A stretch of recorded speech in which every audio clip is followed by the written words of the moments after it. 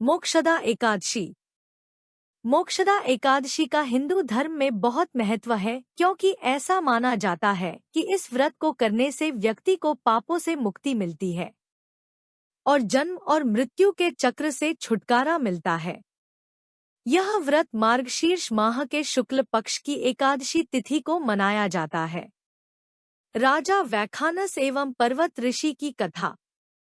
अर्जुन ने उत्पन्ना एकादशी की उत्पत्ति, महिमा, माहात्म्य आदि सुनकर श्री कृष्ण से कहा, हे परम पूजनीय भगवान श्री कृष्ण, हे त्रिलोकीनाथ, आप सभी को सुख व मोक्ष देने वाले हैं, मैं आपको प्रणाम करता हूँ। हे प्रभु, आप कृपा करने वाले हैं, मेरी एक जिज्ञासा को शांत कीजिए। भगवान श्री कृष्ण ने कहा, हे अर्जुन, जो कुछ भी जानना चाहते हो निर्भय होकर कहो, मैं अवश्य ही तुम्हारी जिज्ञासा को शांत करूंगा। यह सुनकर अर्जुन ने कहा, हे प्रभु, यह जो आपने मार्गशीर्ष माह के कृष्ण पक्ष की एकादशी के विषय में बताया है, उससे मुझे बड़ी ही शांति प्राप्त हुई। अब कृपा करके मार्गशीर्ष माह के शुक्ल पक्ष में जो एकादशी आती है उसके विषय में भी बताने की कृपा करें। उसका नाम क्या है?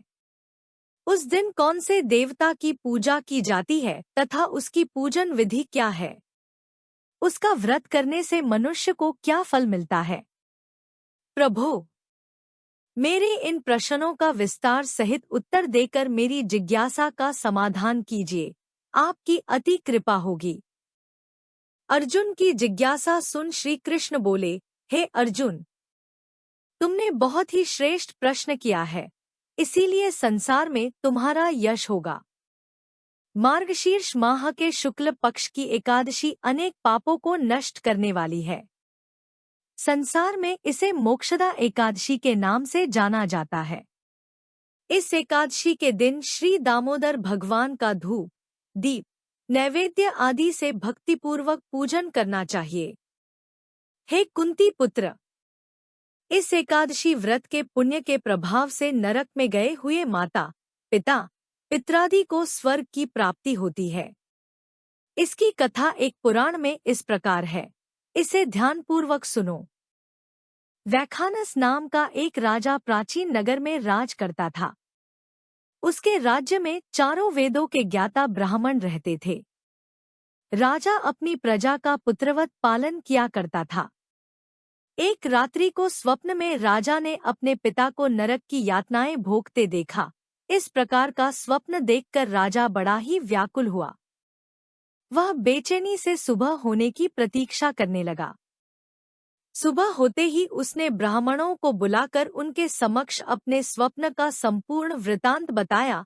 हे ब्राह्मणों, रात्रि को स्वप्न में मैंने अपने पिता को नरक की यातनाएं भोगते देखा। उन्होंने मुझसे कहा है कि, हे पुत्र, मैं घोर नरक भोग रहा हूँ, मेरी यहाँ से मुक्ति कराओ।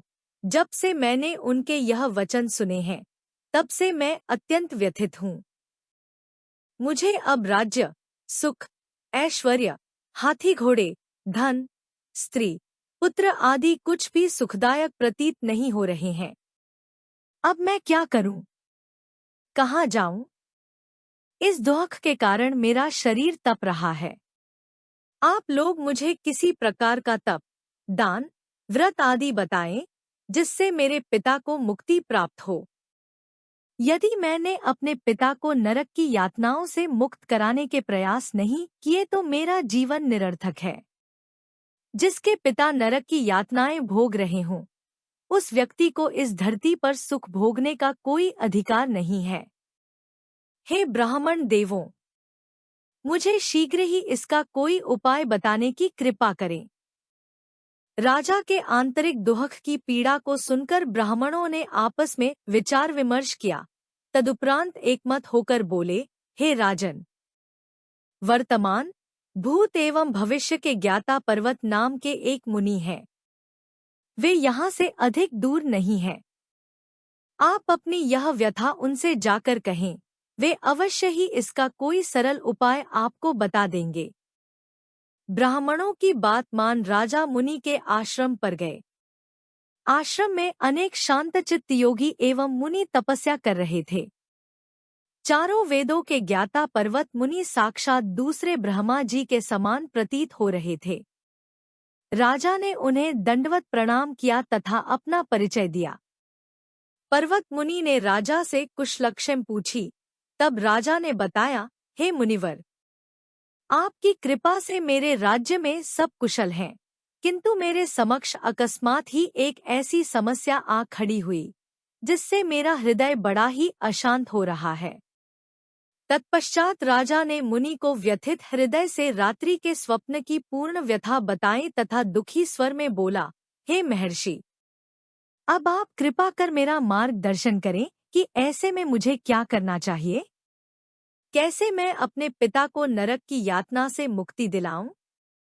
राजा की बात पर्वत मुनि ने गंभीरतापूर्वक सुनी।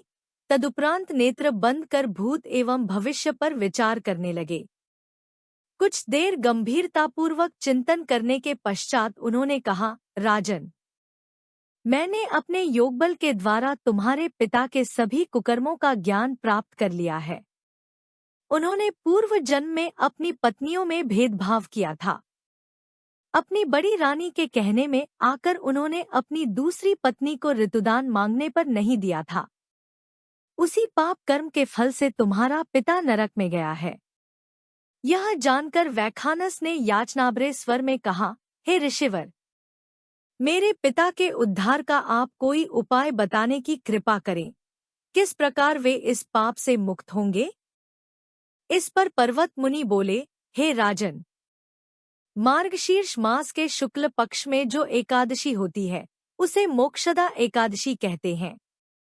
यह मोक्ष प्रदान करने वाली है। आप इस मोक्षदा एकादशी का व्रत करें तथा उस व्रत के पुण्य को संकल्प करके अपने पिता को अर्पित कर दें। एकादशी के पुण्य प्रभाव से अवश्य ही आपके पिता की मुक्ति होगी। पर्वत मुनि के वचनों को सुनकर राजा अपने राज्य को लौट आया तथा परिवार सहित मोक्षदा एकादशी का विधिपूर्वक व्रत किया। इस व्रत के पुण्य को राजा ने अपने पिता को अर्पित कर दिया। इस पुण्य के प्रभाव से राजा के पिता को सहज ही मुक्ति प्राप्त हो गई। स्वर्ग को प्रस्थान करते हुए राजा के पिता ने कहा, हे पुत्र, तेरा कल्याण हो। इतना कहकर राजा के पिता ने स्वर्ग को प्रस्थान किया। हे पांडु पुत्र, जो मनुष्य मार्गशीर्ष माह के शुक्ल पक्ष की एकादशी का उपवास करते हैं उनके सभी पाप नष्ट हो जाते हैं तथा अंत में वे स्वर्ग लोक को प्राप्त करते हैं। इस उपवास से उत्तम एवं मोक्ष प्रदान करने वाला कोई भी अन्य व्रत नहीं है। इस कथा के श्रवण व पाठ से अनंत फल प्राप्त होता है। यह उपवास मोक्ष प्रदान करने वाला चिंतामणि के समान है, जिससे उपवास करने वाले की सभी मनोकामनाएं पूर्ण होती हैं। हे अर्जुन, प्रत्येक मनुष्य की प्रबल इच्छा होती है कि वह मोक्ष प्राप्त करे। मोक्ष की इच्छा करने वालों के लिए मोक्षदा एकादशी का यह उपवास अति महत्वपूर्ण है। पिता के प्रति पुत्र के दायित्व का इस कथा से श्रेष्ठ दूसरा कोई दृष्टांत नहीं है। अतः भगवान श्रीहरि विष्णु के निमित्त यह उपवास पूर्ण निष्ठा व श्रद्धा से करना चाहिए। कथासार: यह पिता के प्रति भक्ति एवं दूसरों के लिए पुण्य अर्पित करने की श्रेष्ठ और पवित्र कथा है। इसका उपवास केवल उपवास करने वाले मनुष्य का ही नहीं, अपितु उसके पितरों का भी कल्याण करता है। अपने किसी सगे सहोदर मित्र बंधु को भी इस उपवास का फल अर्पण करने से उसके भी पापों व क्लेशों का नाश हो जाता है।